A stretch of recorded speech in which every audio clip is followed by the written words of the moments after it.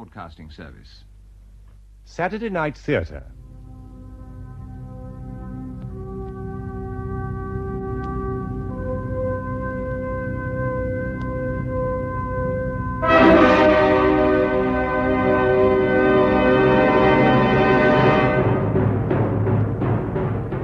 We present Ronald Howard and Trader Faulkner in Round the Bend, Stephen Grenfell's adaptation of the novel by Nevil Shute.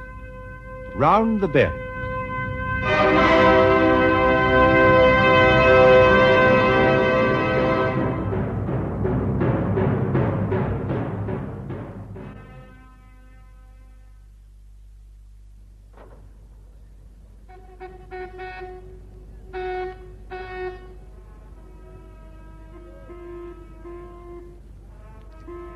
Lights out. How do you know, Tom? Oh, I don't really. I'm just guessing. It's exactly 10:15, and I don't suppose much happens in the army after this time of night. Suppose not. Seems silly, doesn't it? Having a bugler telling the soldiers to put all the lights out in the middle of a war. I mean, when all those ships are so blacked out, you can only guess where they are. There'll be plenty of lights on board, Beryl. Oh, I hadn't thought of that. Those great ships there in Southampton water, with all those soldiers and airmen on board, where do you imagine they'll be sending them? How should I know, Beryl? Winston Churchill doesn't ring me up for advice, you know, every time he wants to send a division of troops abroad. Do you suppose any of them will be going to Egypt? Very probably. When you go there, will you go by ship? How do I know? When the time comes, somebody will just send for me and say, "This is it," and I'll be told if I'm to go by ship or in an aircraft flying out to Egypt. I hope it's by aircraft. So do I. Tom? Hmm? You love aircraft, don't you? You know I do. Well, you do too, surely. Oh, because I work for an aircraft company. No, of course I don't. Not love them the way you do. I mean, I'm only a filing clerk. I could be that in any business firm. It's different for you. Oh? I remember the day you joined the company. It was almost exactly 8 years ago, in September 1935. You remember that? Of course I do. Well, I never. I knew that very first day your first love would always be aeroplanes. You had a sort of starry look about you. You must be psychic or something. A girl doesn't have to be psychic to see what it is a man really loves. Tom, how did you first come to be mixed up with aeroplanes? Didn't I ever tell you? If you had, I wouldn't be asking now, would I? Well, in the summer of 32, Sir Alan Cobham came down here to Southampton with his flying circus.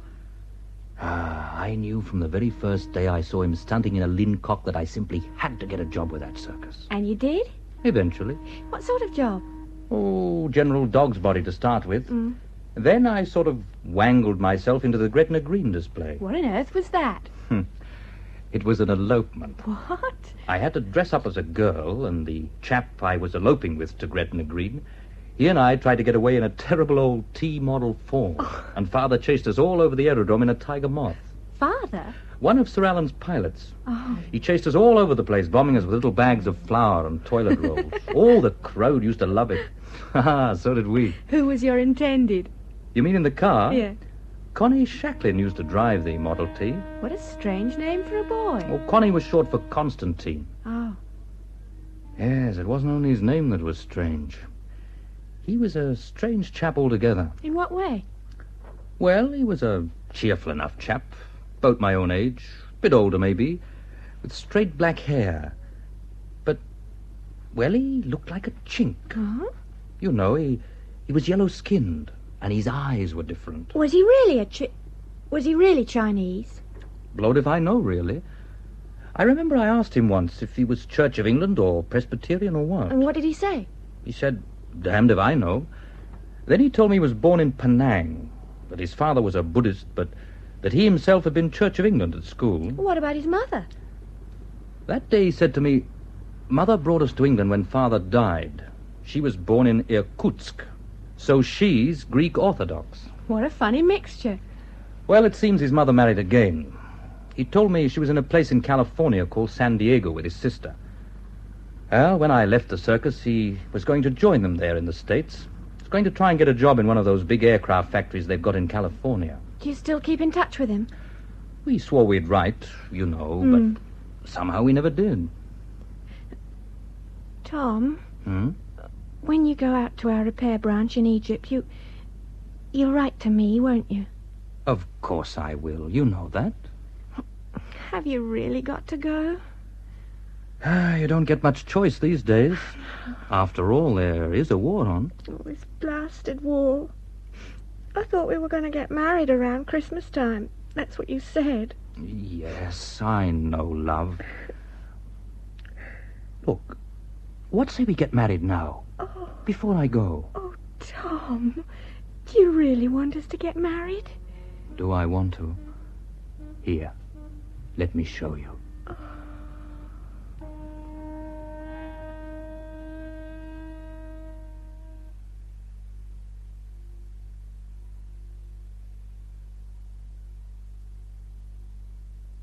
My darling Beryl, it's only 3:00 in the afternoon, and I really should be working. But I especially wanted to write to you today because today I've been out here exactly 2 years. All letters, you see, have to be on the census desk by 5:00. That's why I'm pinching an hour of the firm's time. I haven't had a letter from you for nearly a month now. I just can't understand it, as you usually write every week. It could be, of course, that a couple of ships with your letters on board have been sunk in the Med. I really have liked my job out here. As you know, we operate a large number of aircraft in this theater, and I'm responsible for keeping them in the air. All except engine overhauls, that is. I fly a great deal, and I really feel I'm doing a worthwhile job of work out here. I get on very well with what most people here call the WOGs. I now know a bit about Syrian, Iraqi, and Egyptian aircraft hands. It's no use at all saying, as some people out here are apt to, that these chaps are a lot of monkeys who have dropped out of the trees and that they aren't reliable. They're reliable, and you can use them all right if you take the trouble to learn about them. And if you do that, you'll find the work is liable to come out a good deal cheaper, because their wages are much less. When I say I like it out here, it doesn't mean I'm not longing to get back home. I am. Now that the Japs have packed it up in the Far East, we'll be sweating on the top line to see who'll be sent home first. As far as I can see, I've got quite a good chance.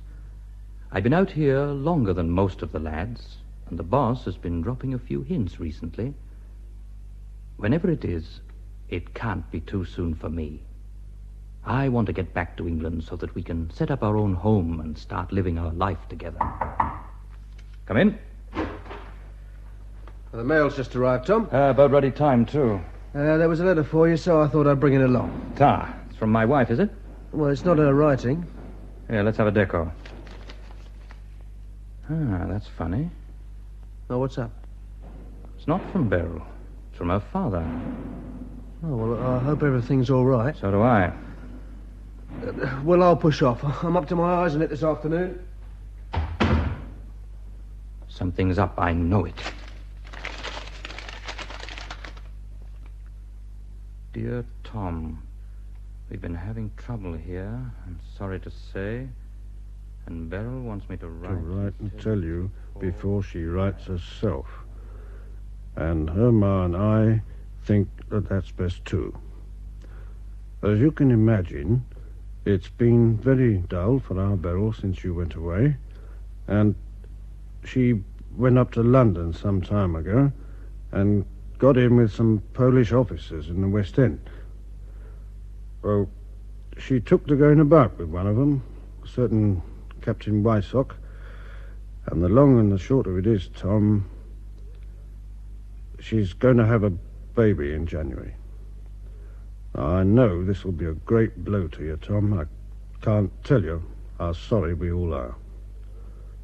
Captain Wysock came down for a long talk, and he really was heartbroken about you. Even so, when we'd all talked it over, we thought it would be best if there was a divorce and he married Beryl. Captain Wysock's father is a Polish count. They've got big estates at a place called Jabinka. It's near Warsaw. Beryl wants me to say she sends her love, and we all send our sympathy in what must be a terrible shock for you. But I'm sure it will all be for the best. Your affectionate father-in-law, Albert Cousins.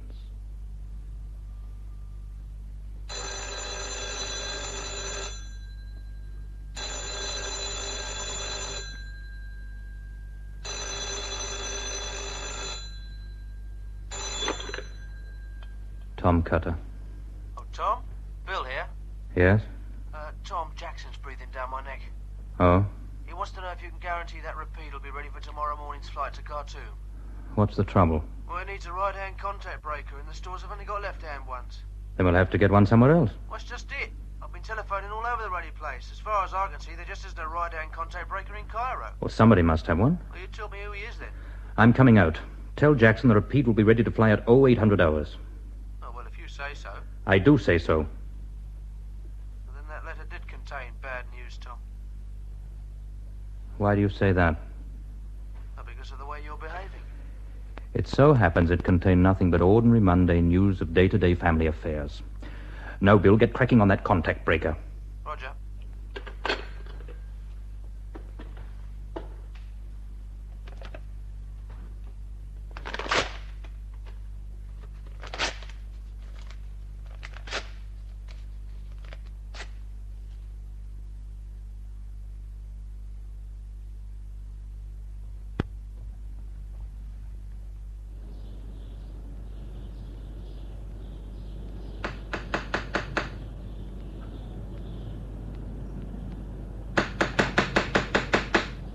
Come on.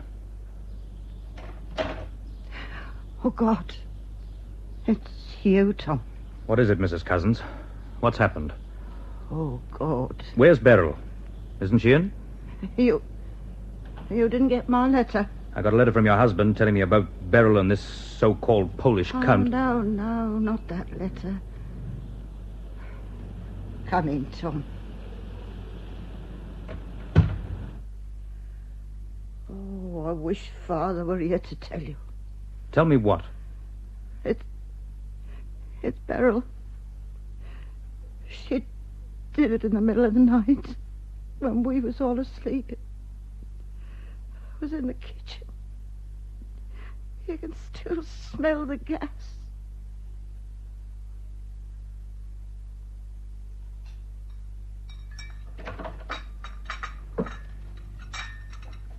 I'm back, Ma. Oh, Tom! Oh, my boy.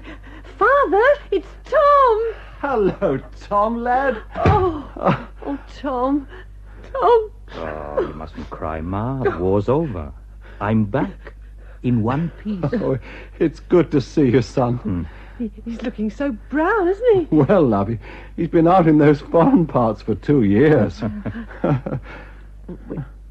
We know about poor Beryl, Tom. We're ever so sorry. Yes. It must be awful for you. Oh, I'll just have to get used to it, Ma, that's all. That Polish officer Beryl took up with, Tom, he wasn't a count, was he? No, Ma. I never thought he was for a moment. No. Even when I got Beryl's letter. And there weren't any big family estates at some unpronounceable place near Warsaw. Huh. Funny how easy you can impress a girl, isn't it? Well, you must be starving. We were just about to have tea, weren't we? Yeah, take your coat off, son, and pull up a chair. Now, Dad, that's a coincidence. I got 2 pairs of kippers this morning. Oh, yeah. Tom, you remember how you always loved a kipper for your tea when you were a lad?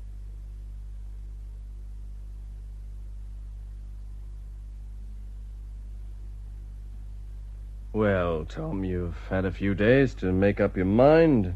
How do you feel about it? It's a very generous offer, Mr. Evans, but there are a number of things against it. All things which are nothing to do with you or the company.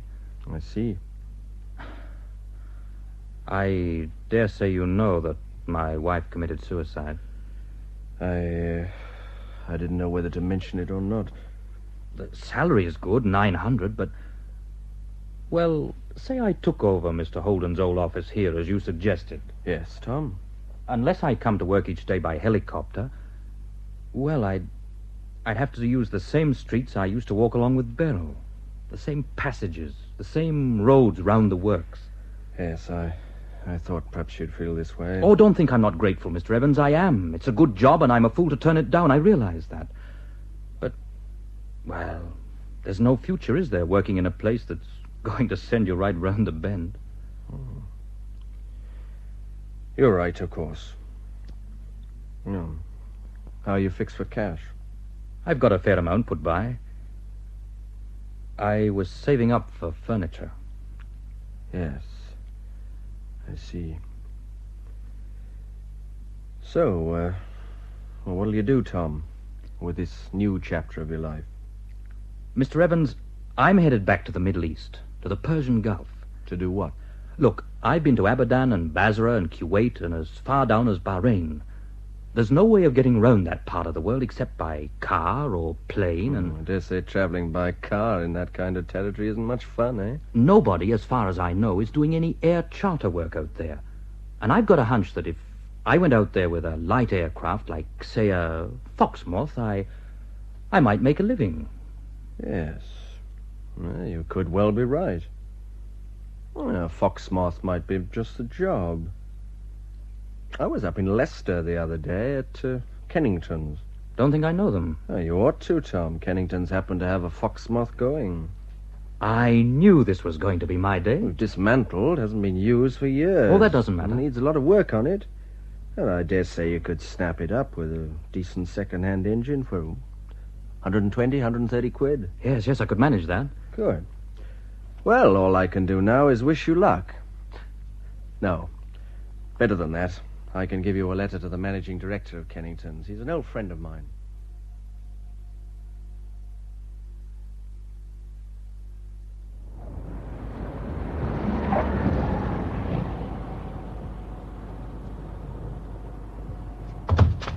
Hello there. Good evening. My name's Tom Cutter. Flight Lieutenant Allen. Welcome to Muharraq Island. Thanks. Come far? Eastleigh, Southampton. Mate, how long did it take you? 8 days. I say, that's a pretty good show in a kite like that. Going on to India?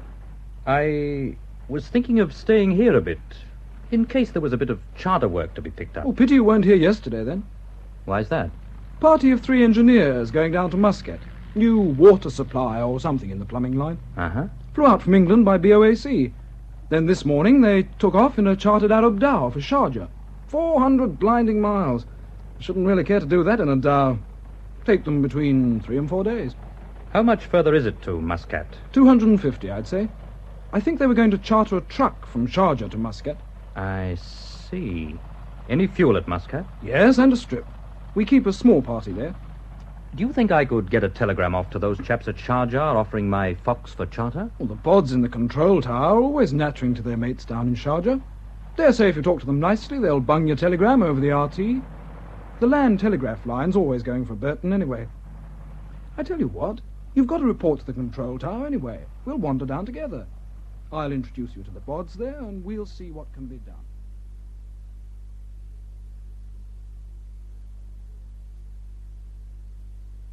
My name's Harry Ford, Mr. Cutter, sales manager. This is Mr. Taverner, our secretary. How do you do? Mr. Taverner's seen your letter from Bahrain. Yes, so let's get down to business. For the last 6 months, I've been doing air charter work in the Persian Gulf with a Foxmoth. You fly yourself? I'm an engineer by rights, but I've been granted a provisional B license, which I have to renew every month. Plenty of charter work? Far too much for one aircraft. That's why I've come back to Britain to buy a second. On credit, you said. And from us? Yes, on credit from you. What's the name of your company, Mr. Cutter? I haven't got a company. Just a 15-year-old Arab boy called Tariq who cleans and washes the aircraft for 20 rupees a month, and a Foxmoth. Just one Foxmoth? Just one Foxmoth, and a walloping great profit. Here are my accounts, certified by the Iraqi accountant at Bahrain, together with a complete schedule of all jobs I've done, the hours flown on each, the payments, and all the rest of the gubbins. I'll have a look at those. You'll find them all in order, Mr. Taverner. Yes, I dare say. Your Foxmoth, I take it, is out of service in your absence? Not at all. being flown by a chap I got to know recently called Gujar Singh. He's a Sikh, and a damn good type. He was in the Royal Indian Air Force during the war. Did 300 hours on Hurricanes. He's on your staff, too? No, but he wants to come in with me. If, that is, I can get this Basing air truck out of you. On credit. On credit. Wish all our clients came to the point so quickly. If we were to give you a hire purchase agreement, Mr. Cutter, over a year, say, could you find anyone to guarantee your payments? Nope. I've got no rich friends. All I've got is the record in those papers there of what I can do. They show I can keep up my payments.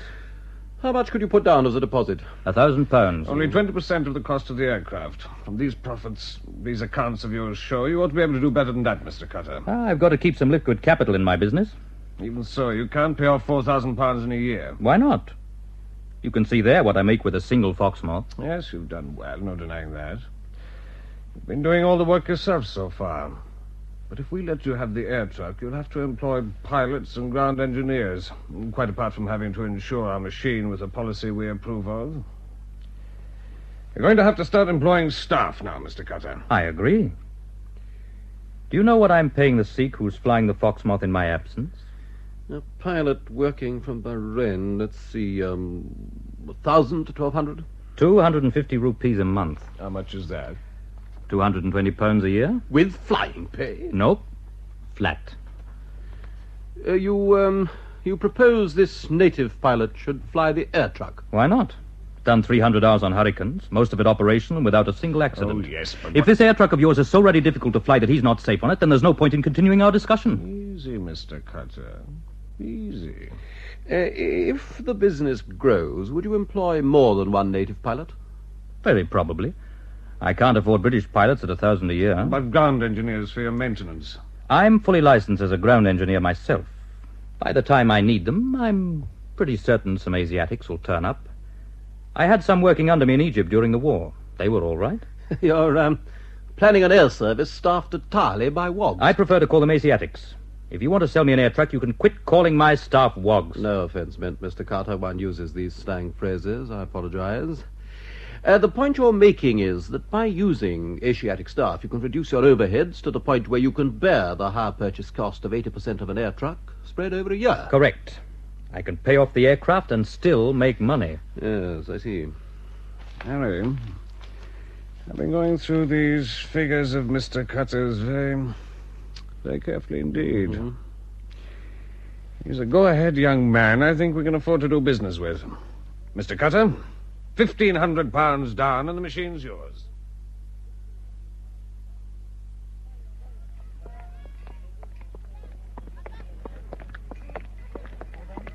It's good of you to let me bunk in with you. Not at all, Mr. Cutter.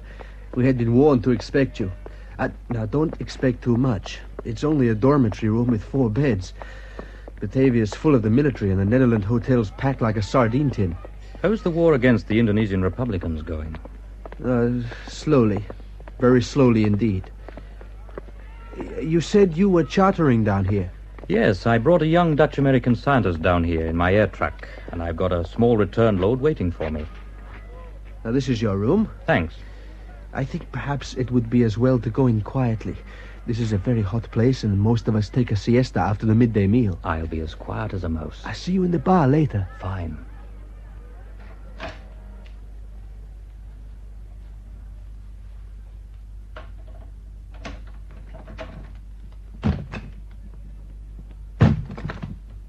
Who's that? Oh, I'm terribly sorry to disturb you. I hope none of my gear's in your way. Do you think you can do the girl in the Gretna Green show this evening? Connie! Connie Shaklin! Tom! You know, I couldn't believe my eyes for a moment. Tom Cutter. But this is... But it's quite fantastic. But tell me, look, what on earth are you doing down here?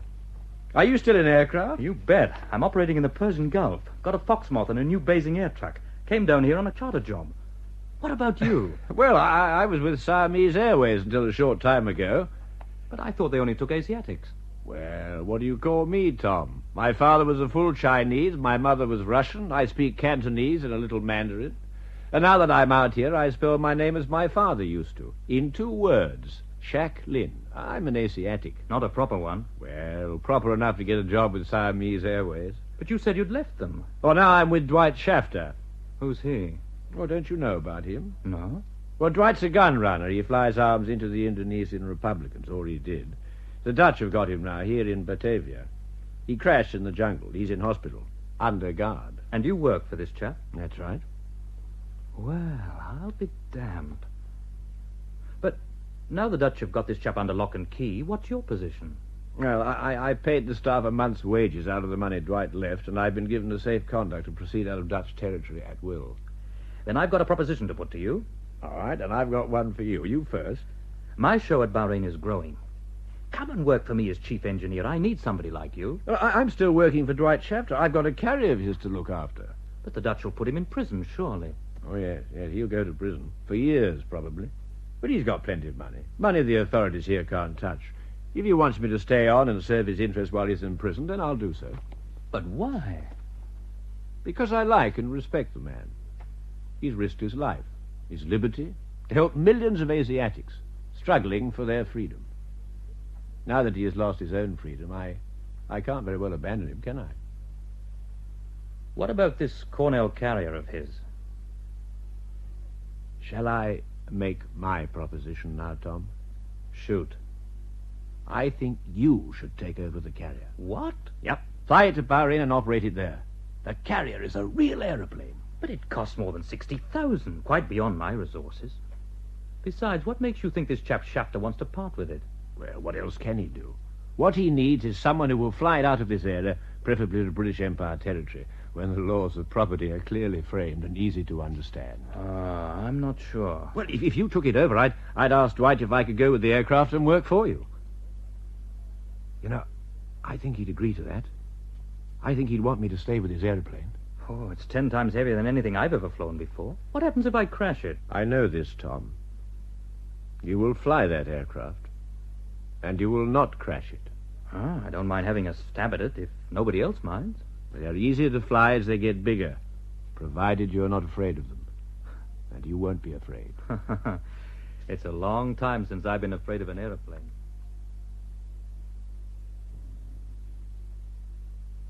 I thought you'd be in the prison hospital, Mr. Shafter. I guess they wanted to keep me alive for the trial. Shaklin says you want to charter my Cornell carrier? Well, it's going to cost me 600 pounds in fuel oil and landing fees to even get it to my base at Bahrain. That'll have to be recovered out of profits before I can pay you anything at all. Baloney. Fuel cost you nothing. Huh? There's over 12 tons of 100 octane in my store at Dam Ray Fong right now. You can fill her up, take 5 tons with you in the cabin. Oil there, too. The rest, chicken feed. Not to me, I'm afraid. Look, that carrier's worth $5,000 a month in charter fees. Why don't you offer it to somebody like Pan American, then? Huh? All right, wise guy, what's your angle? I suggest this, Mr. Shafter, as an equitable deal in the circumstances. I'll take the carrier with any fuel and spares from Dam Ray with Connie Shaklin as my engineer.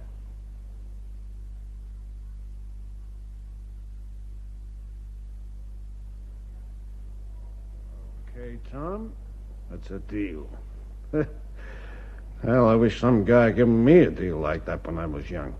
I wouldn't have needed to go running guns. It's fair enough. Oh, maybe. All the same, you're a darn lucky guy. Say, you've known Shaklin quite a time, I believe. We started off together as kids in the same flying circus. Yeah? He's a fantastic engineer, that guy. One you can really trust. But he's got some mighty strange ideas for an engineer about religion, that kind of thing. Does it affect his work? Damn right it does. Makes his work a whole heap better. I don't understand. Down at Dam Ray Fong, this guy Shaklin's got a statue of a Buddha set up in a kind of little pagoda nearby where we parked the aircraft.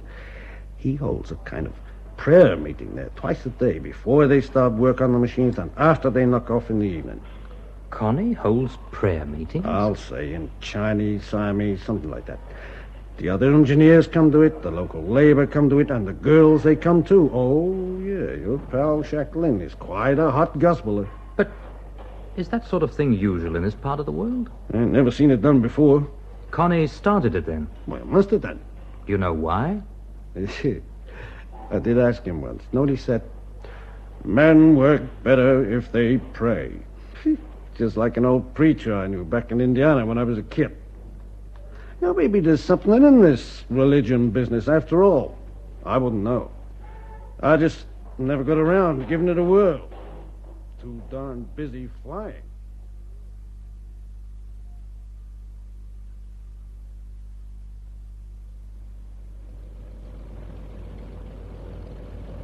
You really think I know enough about this machine to take her up, Connie? I'm certain you do. We've come a long way since we used to tear about in that Ford in the Gretna Green display at Cobham Circus. Yeah, those were good days.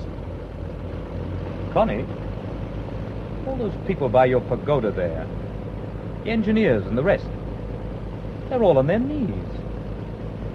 They're not praying, are they? Yes, they are. For me, I take it, so that I don't make an almighty muck of this. No, for us both. Probably more for me than for you. Well, it's nice to know somebody cares.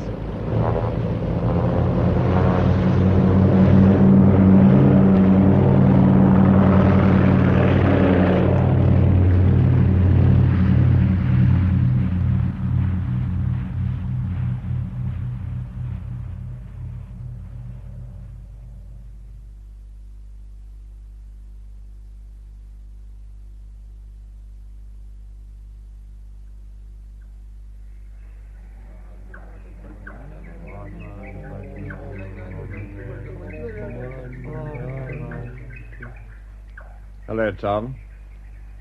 We're at prayer. Perhaps you've come to join us. Yes, if you'll have me. Come forward, Tom. Will you kneel down? Oh, yes, of course. Oh, the laborer at your side, he wants to give you some of the gladiola blossoms he has in his hands. Thank you. It is written in the Dhammapada, you yourself must make the effort. Buddha can only indicate the way. Cut down the love of self as one cuts the lotus in the autumn. Give yourself to following the path of peace. Om Mani Padme Hum. Om Mani Padme Hum. Om Mani Padme Hum. Om Mani Padme Hum.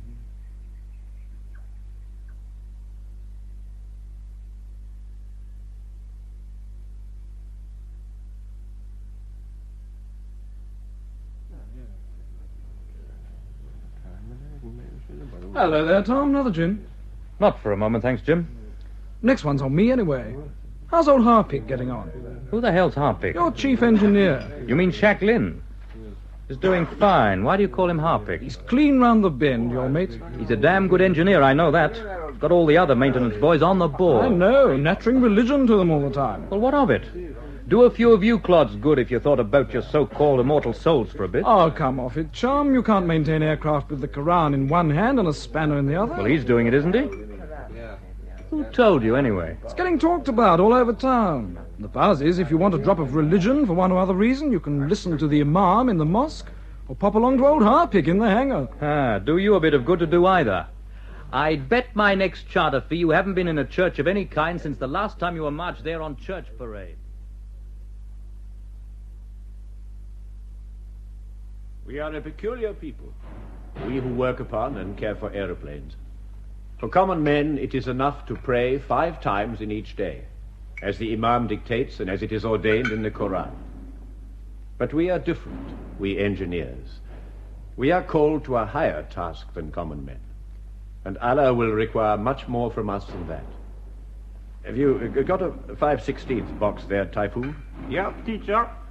Thanks. Now hold it firm. That's right, just like that. How many prayers did God first ordain were to be said every day?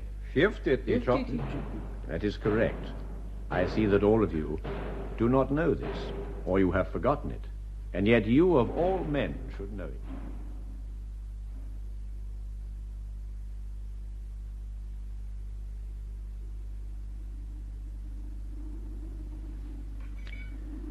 Guja Singh? Mr. Cutter. How are things in the hangar? Oh, they go very well. I suppose all this religion is all right.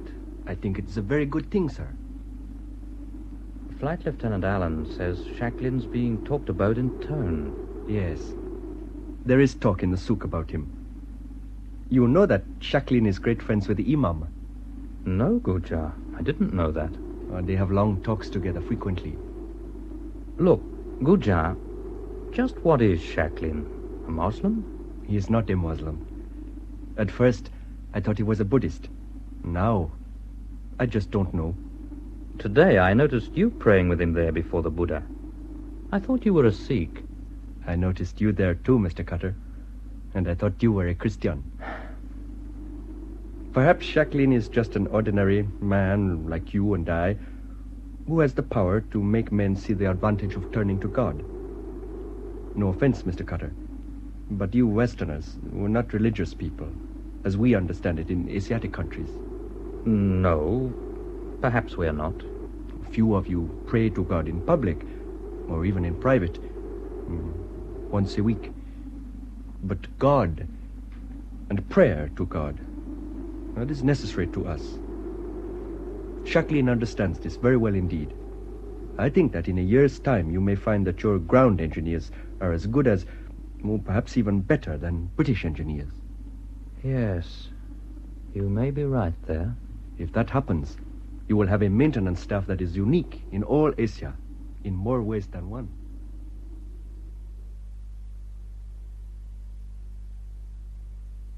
Sorry to send for you, Connie, when I know how busy you are. There's some trouble, Tom? Well, no trouble as yet. But I'm a bit worried about all these casual Arabs who drift in from Muharraq and even across the causeway from Bahrain for the sole purpose, it seems, of listening to you in the afternoon when you're saying your prayers. Now, for one thing, these chaps are a nuisance when our lot are working, and, well, we could have our tools stolen, you know. Yes, I see. We simply can't have all these spare bods round our aircraft. No, I quite agree. I'll put up a notice in Arabic, and I'll string a rope across the mouth of the hangar. Good man. But I'm afraid they'll come just the same.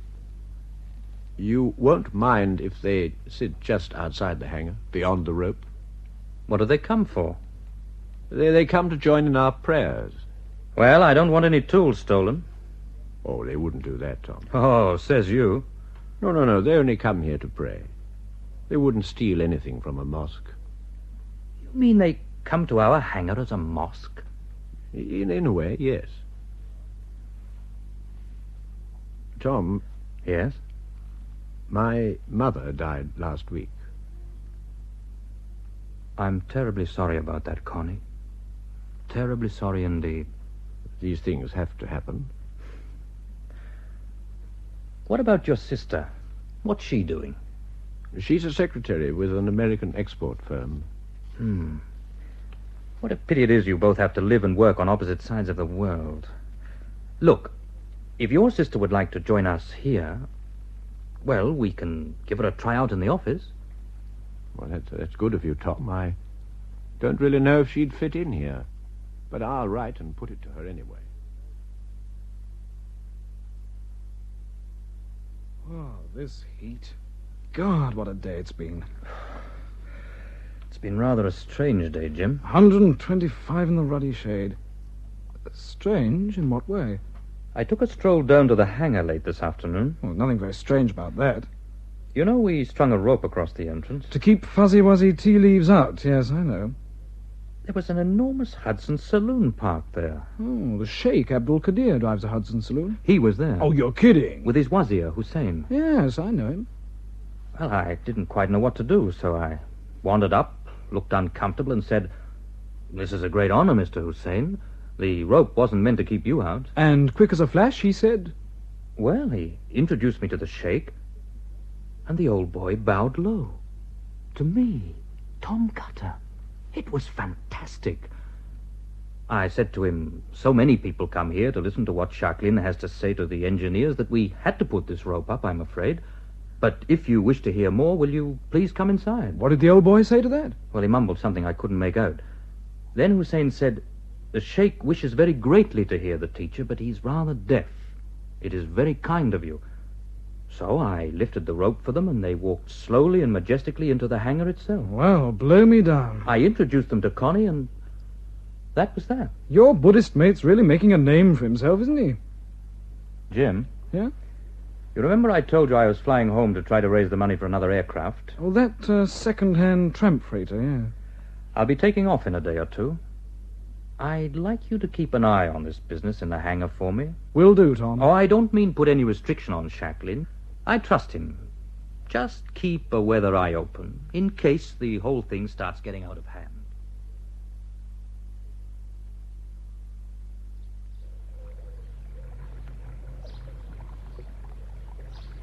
Tom, what made you bring me up here today?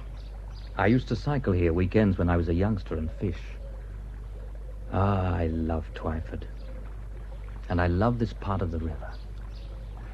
I came with you once. Did you? For heaven's sake, so you did. And I caught 2 more fish than you did. Ah, that's what drove it from my memory. You've changed a bit since then, Doris. Oh, didn't you expect me to? I'm 24, you know. You've changed as well. Oh, I don't know. Beryl changed you. Yes, I suppose so. That happened a long time ago, Tom. Yes. I don't know the rights or wrongs of it. But I do know this. There's nothing in that old story to force you to spend the rest of your life in the Persian Gulf, away from everybody you know. But I like working there. I know why you went out there in the first place. You went to find a sort of hermitage. What a strange thing to say. It's true, Tom. Yes, perhaps it is. Well, it's high time you came back into circulation. If you stay out there much longer, you'll go round the bend. You're laughing at me. You think it's silly. No, Doris. You're right. You know, I've got a chap working for me at Bahrain now that everyone says is round the bend. Now, what's wrong with him? He believes in God. He teaches engineers who work with him to turn to God in everything they do upon the aeroplanes. Oh, he's obviously going round the bend. Everybody says so. But surely what he does, that's not wrong. I don't know whether it's right or wrong. All I know is it's liable to raise a packet of trouble any time. That's why you're so anxious to get back. Yes. I managed to catch a lift out next week, but it's to Rangoon. Rangoon? Well, it happens to suit me splendidly. I've got some business to sort out there. How long before you leave? 5 days. I see. You know, I really have enjoyed this afternoon. We must try and do it again before I leave.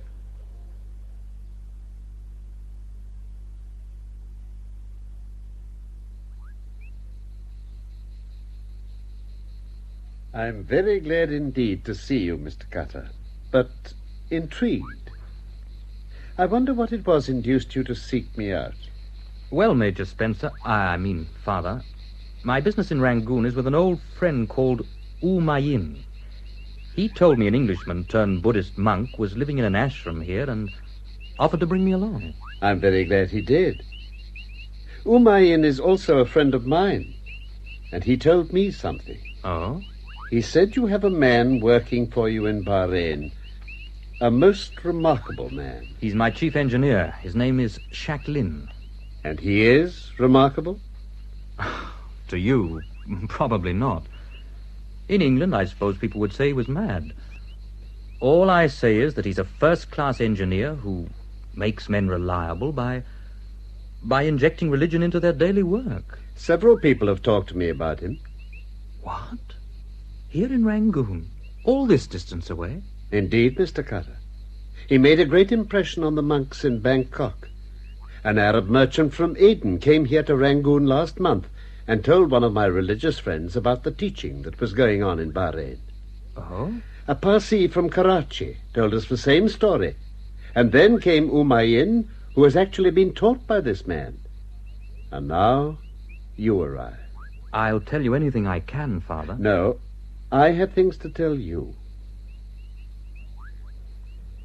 Every religion in the world requires to be refreshed from time to time by a new teacher.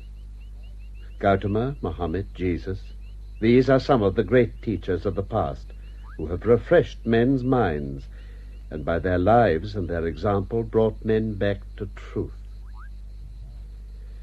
We are very far from the truth now, far enough here, even farther in the West. Belsen and Buchenwald exceeded any horrors of the war here in the East. Yes. But we are all in this together, wandering far, far from the truth. This thing is beyond the power of ordinary men to put right. We must look for the new teacher. One day, the power that rules the universe will send us a new teacher who will lead us back to truth and help us to regain the way. There have been 4 Buddhas in the history of the world, of whom Gautama was the last. One day, a 5th will come to aid us, if we will attend to him. Here in Burma, we earnestly await his coming, for he is the hope of the world. Do we know anything at all about this new teacher? Indeed. We know that he is very near to us in time. We think he is already born. We think that his birthplace is in that part of the continent of Asia where Tibet and Russia and China meet. We think that he will be of mixed Eastern and Western stock. We believe this man is the savior of the world. Do we know where this man is going to teach? That has not been revealed. The only certain fact we know is that his ministry will last for 4 years and 23 days.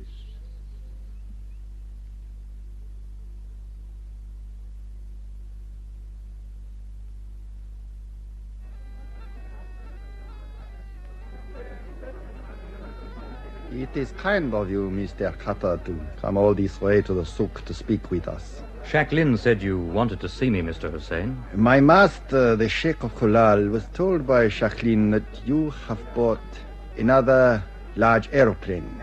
A tram freighter, yes? Yes. My master believes you may have to resort to the usurers to find the money to pay for it.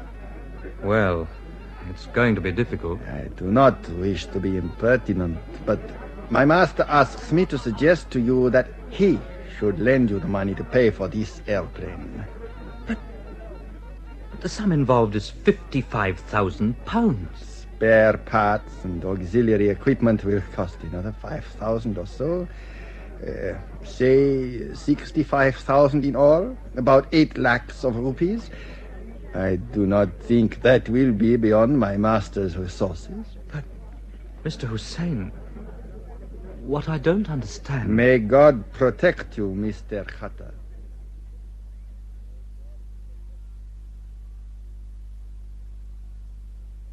Well, Major Hereward, I'm sure you didn't come here to pass the time of day. No. I understand you've been borrowing money from the Sheikh of Kulal. That's right, though I failed to see I what... happen to be the liaison officer here in Bahrain. Quite frankly, we don't care to see the Sheikhs lending money to buy aeroplanes. The loan wasn't my doing. How did the Sheikh know you needed money? Perhaps my chief engineer told him I was expanding. Shaklin? That's his name.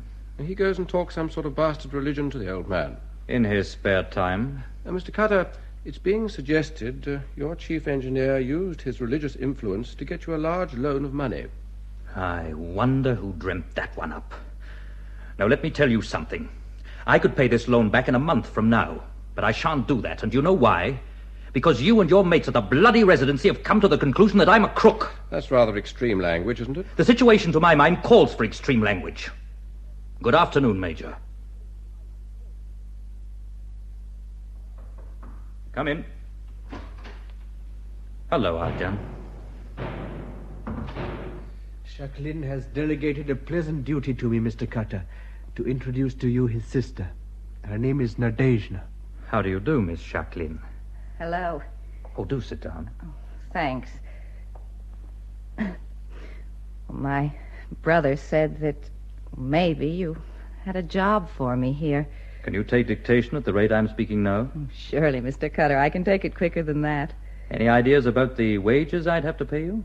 Oh, well, I wouldn't know what people pay out here or what it costs to live. I can't pay San Diego wages. I guessed that. Tell you what I suggest. A bank cashier's wages here are 250 chips a month.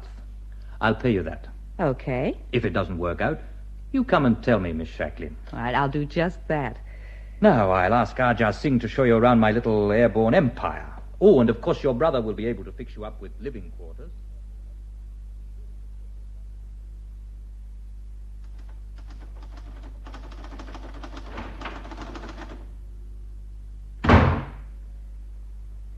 How are you getting on, Miss Shaklin? Mr. Cutter, I'd much rather you called me Nadezhda. Right, Nadezhda it is.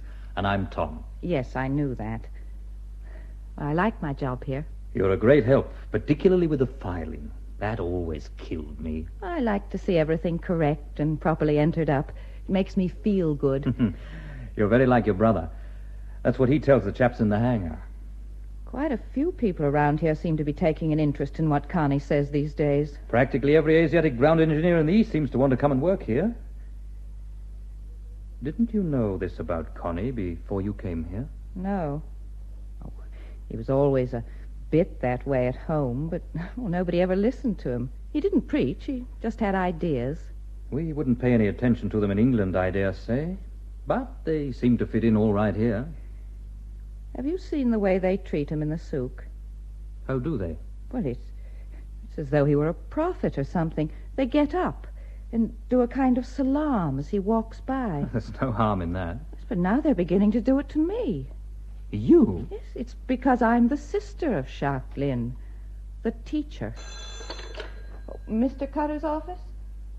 Yes, Major Hereward, he's here. Cutter? Major Hereward. Yes? I'm afraid I have some unwelcome news for you, Mr. Cutter. Let's have it, then. It's about your man, Shaklin. We feel at the Residency that the influence he is building up is quite undesirable, that it could even be dangerous. You scare me rigid. It's very unwise to monkey about with religious feelings in this country. I've been here 25 years, and I know. A new sect creates a schism, and out here schisms may erupt into open riots at any time. There doesn't seem to me to be much harm in what he does. That is for us to judge. Your man, Shaklin, happens to be a British subject, and you're a British subject. So I'm afraid in this matter you will have to do what the resident decides. Which is? You'll have to get rid of him, Cutter. I'm very sorry about it, and so is the resident. But Shaklin has got to go.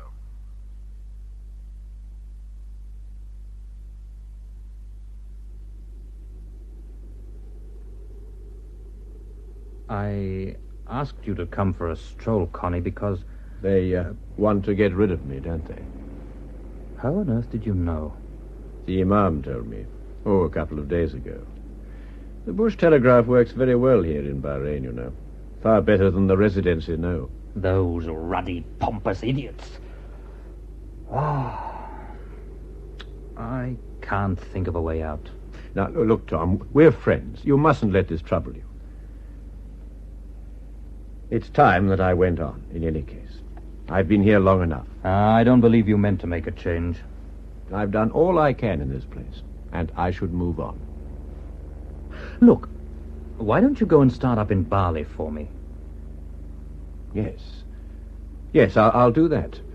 But Typhoon can go on here in my place. Splendid. That's settled then. There's only one person damaged by this business. Who's that? You, Tom. But nothing's happened to me. Well, you were born a valiant and courageous man, and you can take hard blows. But you were going to sell this business, weren't you? I did think of it, but I gave up the idea. And with it you gave up England, and wealth, and an easy life in a beautiful country. And love, and the children you long for. How did you know all this? No, I haven't got second sight. Well, it didn't seem to be a good idea to sell the business after all. Did you hard-headed man, decide to stay on in this barren place as a penance? I've got plenty to do penance for. Well, when do you want me to go? I'm laying on the first flight to Bali Thursday week. You and Finnet had better come with me on that. Oh, I'll take Arjat Singh, too, so he can learn the route.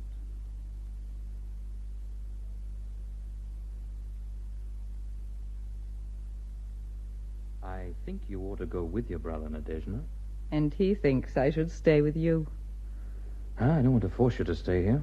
I want to stay, Tom. Will there be trouble in the souk because Connie's been kicked out? No. Well, not while he's here, but afterwards there may be. Some of them will miss him. Connie said to me today, if there should be any trouble, ask Tom to see that some fool of an officer doesn't close the aerodrome with an armed guard. The people may still want to come and pray. I'll do what I can, but you know what stupid clods they are at the residency. Tom. Hmm? If Connie got ill or anything like that in Bali, could I go to him?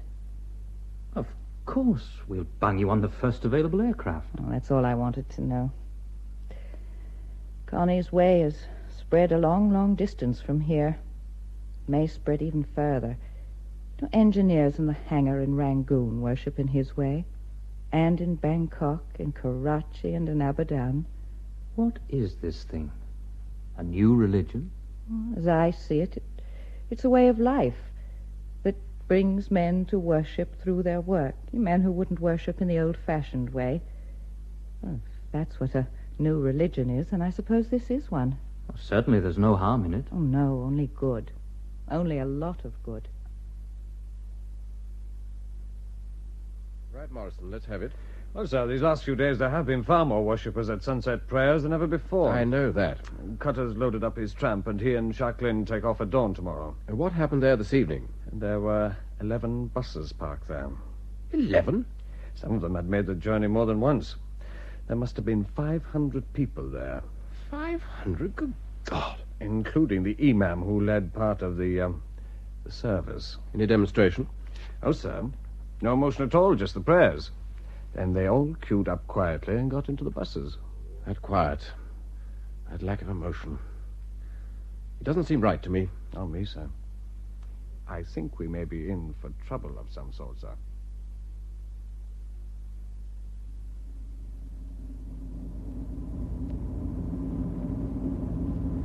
Karachi Tower, this is George Abel Nan How Victor from Bahrain. ETA 1150 Zebra, over. How Victor, Karachi Tower, you are clear to enter the zone, over. Karachi Tower, Roger. How Victor, Karachi Tower, is Mr. Shaklin on board your aircraft? Karachi Tower, Roger. Shaklin is on board. How Victor, Roger, thank you, out. Connie? Yes? Karachi Tower have just asked if you're on board. Are they expecting you? Not that I know of. Well, they obviously are. Well, somebody must have got on the radio telephone from Bahrain. I dare say that'll be it.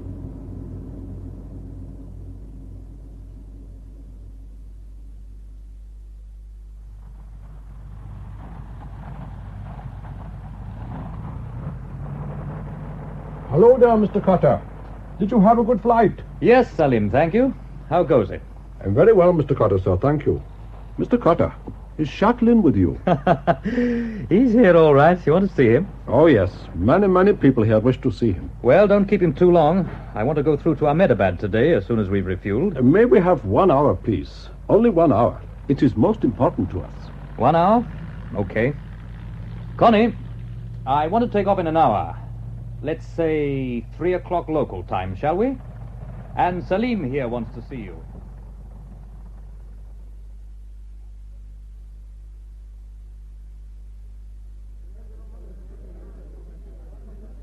My word, Mr. Cutter, your ground engineers have certainly started something. I don't interfere with what they do, Harrison. If Asiatics like to say their prayers, I don't think we've any right to stop them. Well, all going around the bend, if you ask me.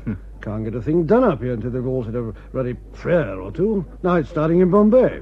I came in yesterday in a commuter. She was missing a bit on the front bank, so I took her into Sind Airways for a plug change. Mm-hmm. Well, it was like being in a ruddy church. Did they do the plug change okay?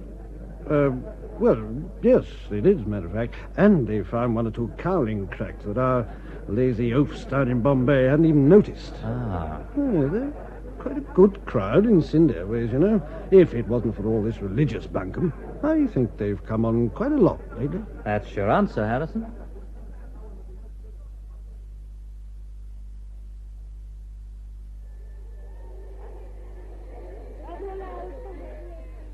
I'm sorry about this crowd and all the rest of it, Maungbat too. As chief engineer of the airline, you must be pretty fed up. It seems to have stopped work a bit. I allowed for it, Mr. Carter. We heard that Shaklin was to come through here 4 days ago, and so I arranged a holiday. We are treating today as a festival. It is a great honor. He is a very wonderful man. All of you know that aeroplanes do not crash of themselves. You are intelligent men. You do not believe there is a jealous God who stretches out a peevish hand to take an aeroplane and hurl it to the ground. No. Aeroplanes come to grief because of wrong cravings and wrong hatreds and illusions in men's hearts. One of you may say, I have not got the key to the filler of the oil tank. I can't find it. I looked yesterday, and there was plenty of oil. It is probably all right today. So accidents are born, and pain, and suffering, and grief come to mankind because of the sloth of men.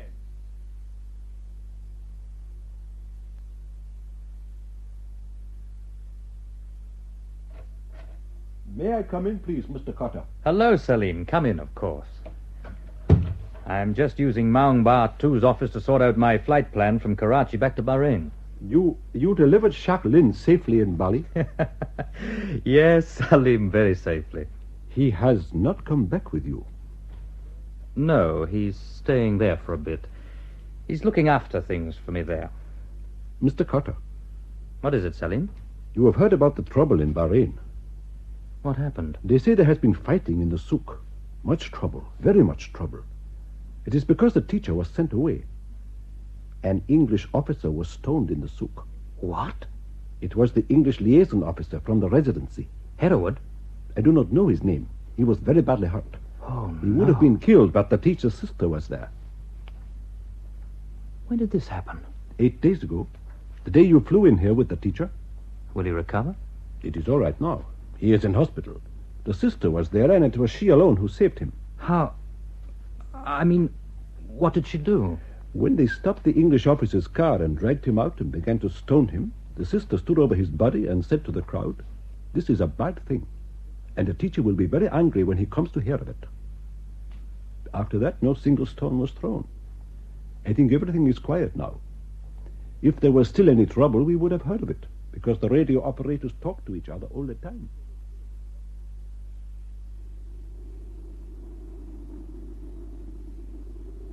You've seen Hereward in hospital then, Nadezhda?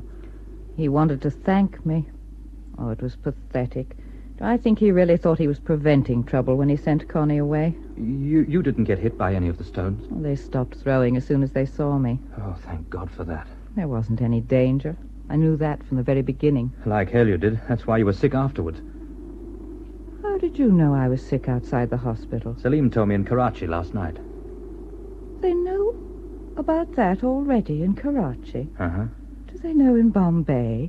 In Rangoon? In Bangkok? In Bangalore? Does every little thing we do here in Bahrain go halfway around the world? Yes, I think it does. Oh, goldfish in a glass bowl has more privacy than we have. I can't even be sick without the whole of Asia knowing. That's what comes of having Connie for a brother. Yes. Oh, by the way, Tarek wonders if he can go to Bali to work under Connie. Bahrain is Tarek's hometown. He's writing up the gospel according to St. Tarek in a bunch of 5-cent exercise books. He's afraid there'll be a gap. Oh, Tom, please, stop it.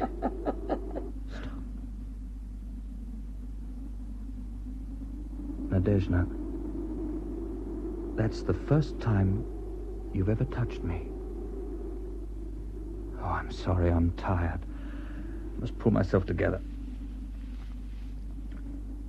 No, I'm afraid Tarek can't go down to Bali. Connie's got Finnet with him. This particular section will have to be the gospel according to St. Finnet.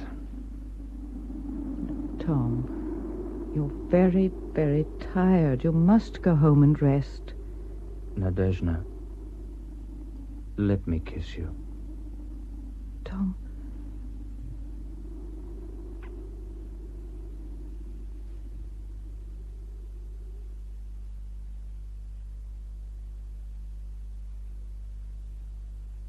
It's good of you to see me at such short notice. Look, Captain Morrison, now that you've taken over as liaison officer from Hereward, well, I was hoping things between the Residency and us might be different. Yes, I sincerely hope they will be. You read Flecker, then? At the end of the day? Sometimes. I do, too. I see you've marked a couplet. Wonder if I know it. And God shall make thy body pure, and give thee knowledge to endure this ghost life's piercing phantom pain, and bring thee out to life again. Poet who knew about the people we're dealing with here. Very much so. Flecker would have understood Shaklin. Perhaps. What sort of person do you really think he is? He's a very good chap. A lot of people here think he's divine. Oh, he's not. He's a very good ground engineer with a bee in his bonnet. Did you know the RAF is going to expand here? What? They're going to put a squadron on the aerodrome at last. The trouble is, you're occupying the only hangar. They want to kick me out? No, they want to build you a new civil aviation hangar and extend your present hangar across the vacant land to the south. Hell, they can't possibly do that. They can't build over that bit. That's where the people come to pray. It is RAF land. It's holy ground. Honestly, Morrison, you'll have to put a stop to this business. If anyone stops the people coming here to pray, all hell will break loose. Yet you don't believe Shaklin is divine. I don't. But other people do. Yes. You know, I agree with you. I don't think we can let the RAF do this. It's going to make a lot of difficulties, but they'll just have to bung up their hangar somewhere else. Thanks. Thank you very much. Now, I'll tell you something. I think we're going to have to work on the assumption that Shaklin is divine. Damn it, Morrison, I tell you he's not. He's just a damn good engineer who's going round the bend. That wouldn't have been a bad description of the Prophet Muhammad. Only he happened to be a damn good merchant.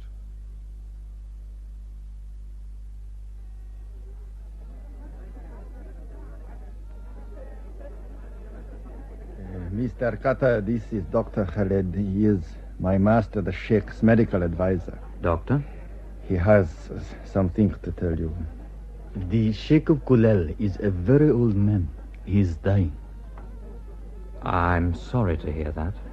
He is very, very ill and ready to put down his burdens. But first, he wishes very much to see Shaklin, El Amin, the teacher, once again. To pray with him and receive his blessings before he lies down to die. Well, Shaklin can come back here on the next aircraft from Bali. My master would not ask so great a man to come halfway across the world to visit him. He wishes that you should fly him and some members of his household to El Amin, so that he may talk with him before he dies. If that's what he wants, Wazir, I'd be only too happy to arrange it. May God protect you.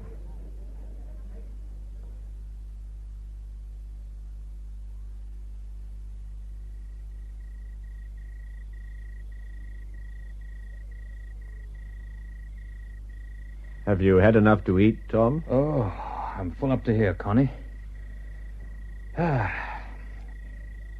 This girl of yours, Madi Yasmi, she certainly knows how to cook. Yes, I was lucky to get her to work for me when I first came here. She seems to pray a lot, as you'll be doing, I take it, when Gujar flies in tomorrow with the Sheikh of Kulal. Yes. She has prayed a great deal since she was a little girl. When she was 4 years old, she chose the shrine to Shiva to pray at, and she has prayed to Shiva ever since. And what does she pray for? The usual things. For her mother, for her good health and long life, for her father, for a good rice crop. And because she's a girl, she prays for a man who'll give her love and respect and children. I was afraid there might not be enough work for you here. You know, training and directing other people. Tom, can't you believe I'm a normal man? That I like to draw my pay for doing nothing and be lazy? It'd be too easy if you were like that. Why do you think I'm not? If you were, as you say, you'd be living with Mary Yasmi. I think you ought to settle down here, Connie. Marry Yasmi and raise a family like an ordinary man. Are you an ordinary man? You mean I'm a fine one to talk? Oh, your marriage ended in tragedy, but is that any reason why you should not marry again? I was talking about you. You and Mary Yasmi. And I was talking about you. I've started something and I've got to see it through. Yes. Yes, I know it is the work which prevents. I think that you and I are very much alike. Both in our own way, both in the same boat. Both going round the bend, if you ask me. Or perhaps the road has a curve in it.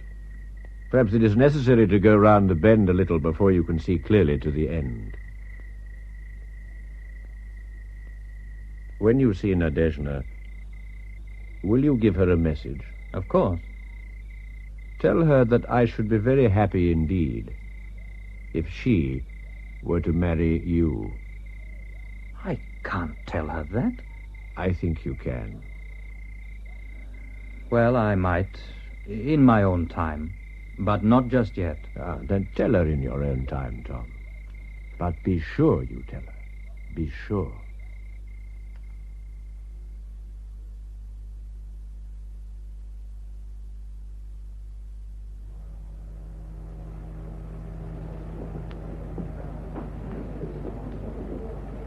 Had a good flight, Guja? Normal enough, except for one thing. Oh? Well, with the Sheikh of Kulal on board, the most elaborate arrangements had been made for us at every stop. No difficulties, then? The difficulty was to prevent ourselves taking more passengers. You see, it is not possible to keep secret a journey that concerns Shaklin. Here we go again. At every stop, 10 or 15 engineers came up to me or the wazir, begging us to let them join us so that they might come here to listen to the teacher. We could have filled the aircraft 3 times over. It's the radio operators, of course. They're talking to each other day and night.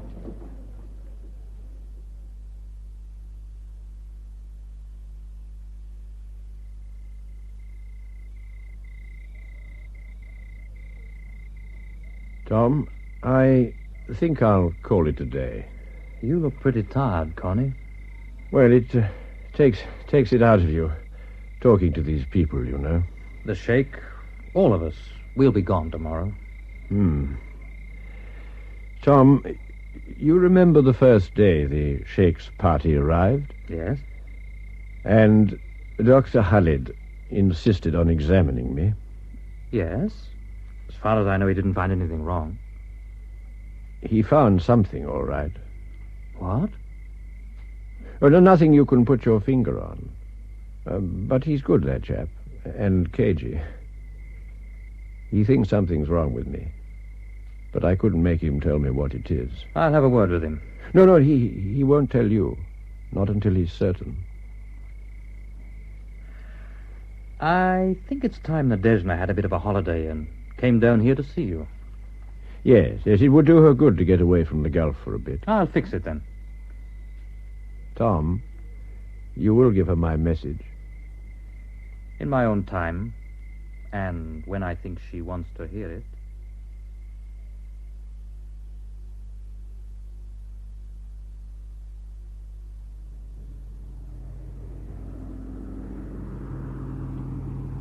On the telephone, Dr. Khalid, you said you had grave news for me.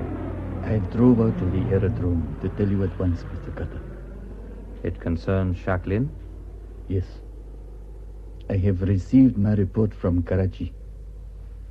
There it is. Just tell me what it is, Doctor. Shaklin has chronic myelogenous leukemia. I've never heard of it. It is a very bad disease. And its treatment?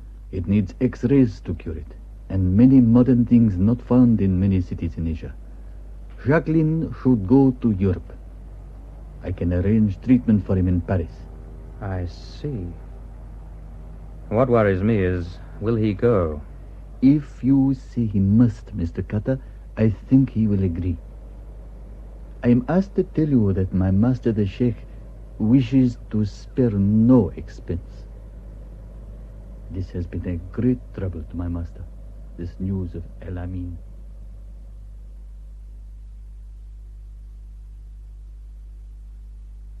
That's all Dr. Khaled told me, Nadezhda. It's fatal, isn't it? He's going to die. Oh, it's not as bad as that. But he'll have to go into hospital for treatment. No, Tom. This is the end of it. There's no cure for this disease. I can't believe that's true. Well, it is. You'll see. Look, Nadezhda, I think I'd better go down to Bali on the next trip.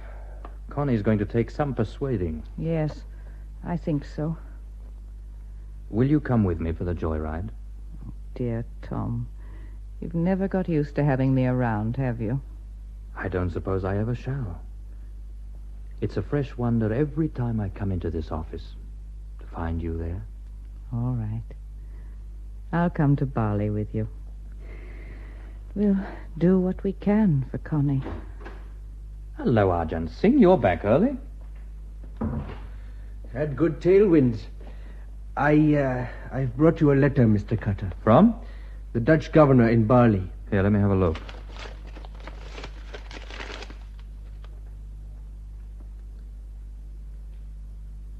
Oh, no. What is it, Tom? Dear sir, it is with regret that I write to say the continued residence of your engineer Shaklin in Bali is no longer acceptable to the Royal Netherlands Government of Indonesia. Oh, no.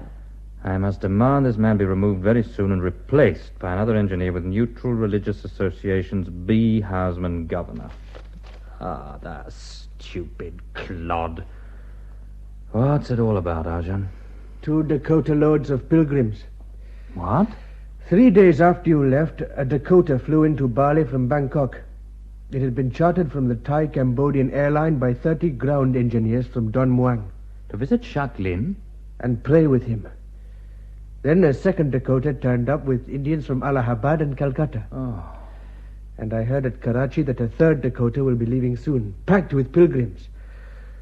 Oh, you can't reason with these people. I told them it was forbidden to go, but they said Shaklin, the teacher, is ill. Who pays for all this? It must cost a ruddy packet. Thai Cambodia provided the aircraft from Bangkok for only 100 rupees. You're joking. No. Each engineer had agreed first he would work 10 hours on the aircraft next month without pay. It is all over the East that Shaklin is the dying man. I see it is the truth.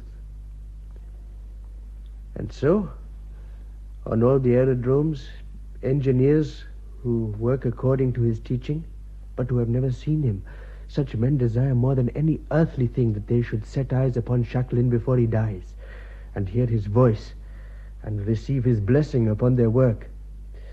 This is a thing that many men desire more than anything else in the world. Is Shaklin very upset at this new expulsion order? Nothing can cause him to grieve. He is not like ordinary men.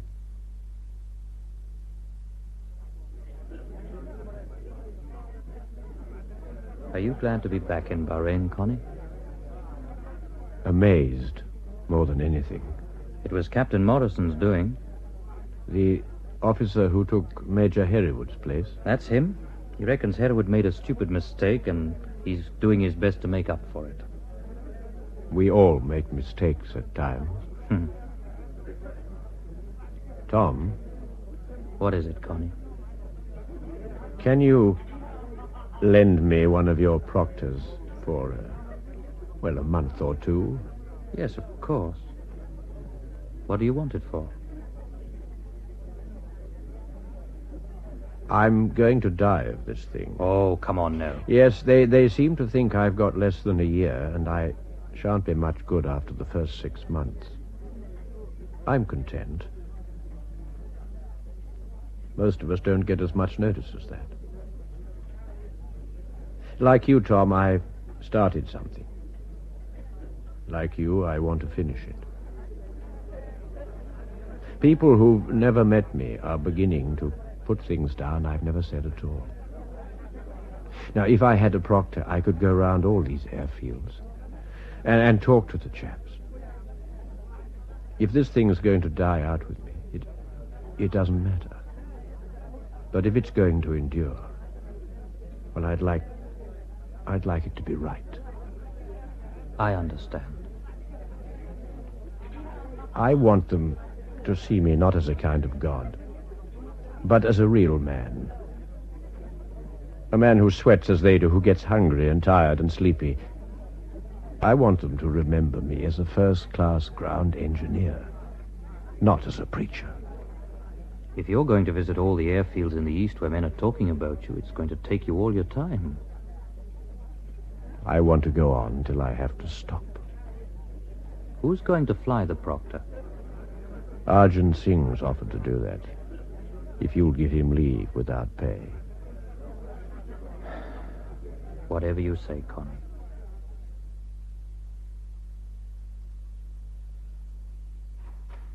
Nadezhda.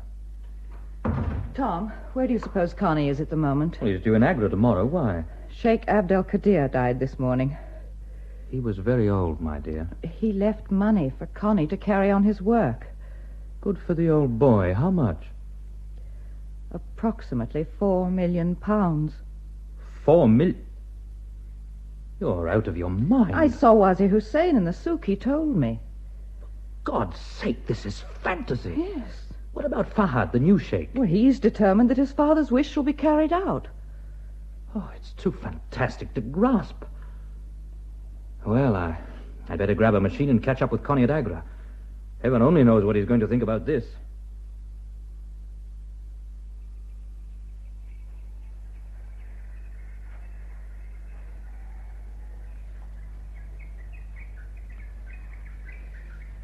Tom, I've thought long and deeply about this gift. And?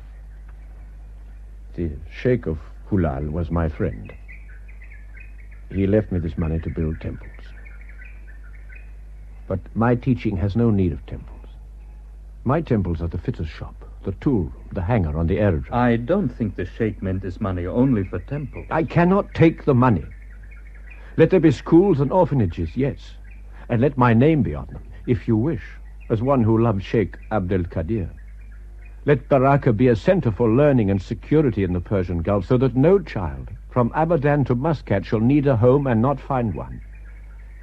And let there be a school for engineers, where men can learn my calling and my way of life. Teacher. Yes, Guja? Teacher, what you say is true, yet all other creeds have found a use for money. The power of money has been used to do good things in the name of Jesus, for example. I hope you're not comparing me with Jesus. I know it is not the same. He was a woodworker. All right, Guja, you have it your own way. But Jesus didn't need 500 lakhs of rupees to spread his word. Great money is great power. And I shall die very soon. If I take this money, someone must administer it after me. Many evils spring from power, and power corrupts. All power corrupts. Either my words will last after me and be believed by men, or they will die. If one thing were required to kill them with certainty, it is that my words should be spread after my death by the power of money. I'm very tired.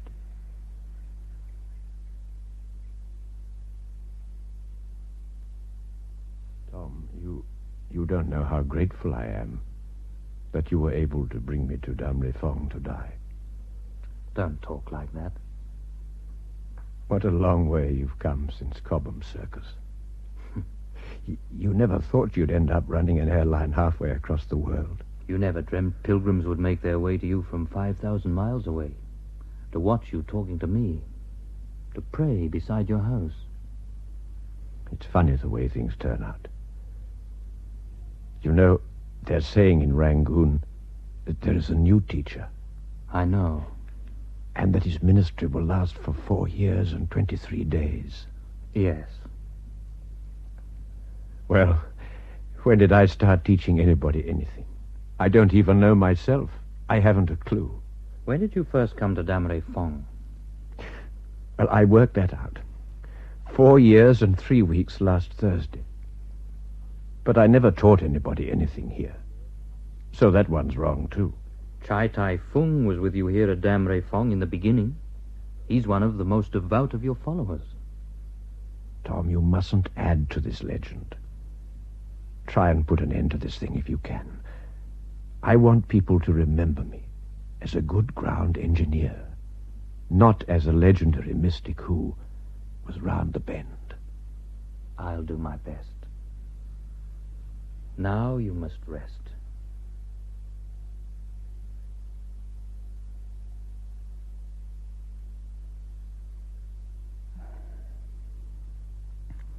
Tom, he looked so peaceful. Darling, he was a peaceful man. I didn't even have to see your face. I knew in the plane that Connie had gone. He went into a coma and died just before dawn. Yes, I knew. We were just coming in to land at Karachi. I've arranged for the cremation to take place early tomorrow. Yes. Oh, poor Connie. And poor Tom. I was prepared for him to die. I didn't mean that. You know, Connie wanted us to marry one day. He told me to tell you that. Why didn't you? I wanted to bide my time. Well, it's bad luck on us, Tom.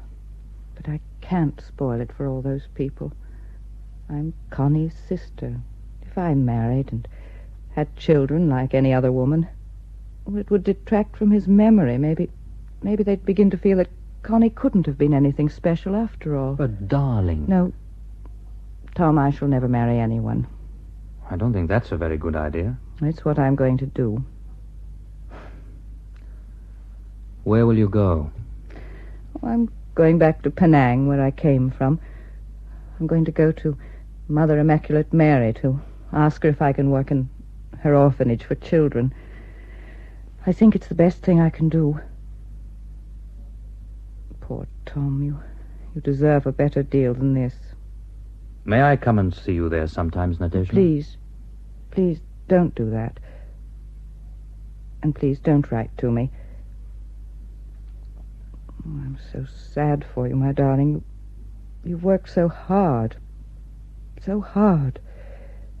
You've been unselfish, as I didn't believe any Westerner could be unselfish. And all for what? For what, my dearest? You mustn't make me out to be a martyr.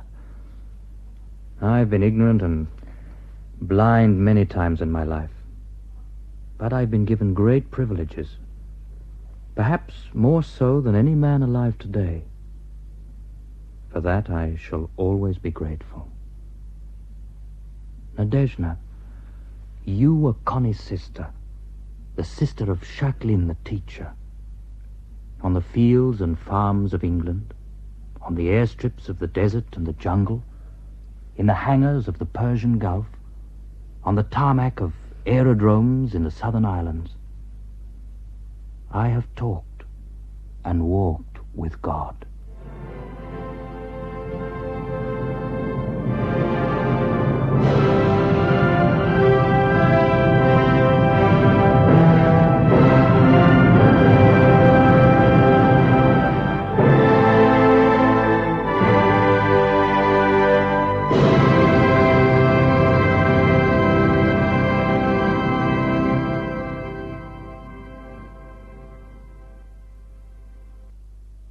In Round the Bend, Stephen Grenfell's adaptation of the novel by Nevil Shute, Ronald Howard played Connie Shaklin, and Trader Faulkner played Tom Cutter.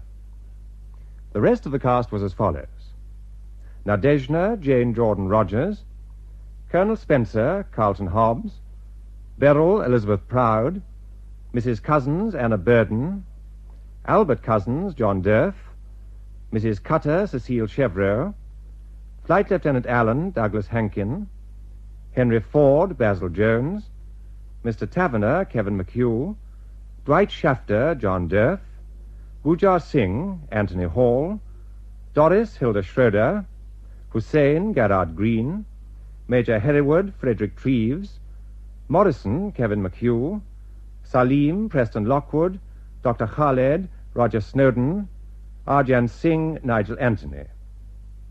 The play, which was recorded, was produced by Betty Davies.